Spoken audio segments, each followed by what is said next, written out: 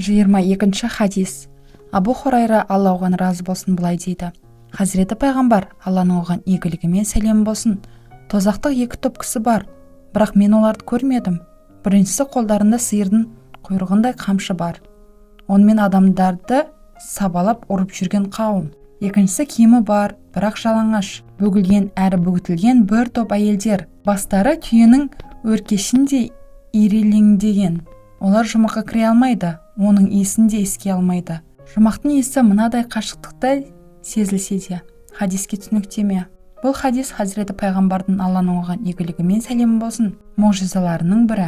Хазіреті пайғамбардың, Алланың оған игілігі мен сәлем болсын, оларды көргенім жоқ деп айтуы болашақтағы жайттан хабар беріп тұрғандығын білдіреді. Киімі бар, бірақ жалаңаш деген сөзі арқылы мынадай әйелдерді меңзеп тұр. Біріншісі, Аллахтың берген нығметінің арқасында киген киімдеріне шүкір етпейтін әйелдер.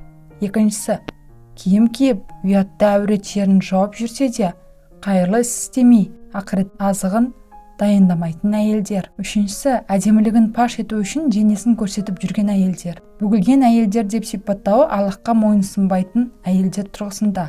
Ал бүгілген дегені өзінің істегендерін өзгелерге үйреткендер. Әйелдер бастарына әртүрлі нәрселер байлап жүргендіктері үшін бастары түйенің өркешіне ұқсатылған.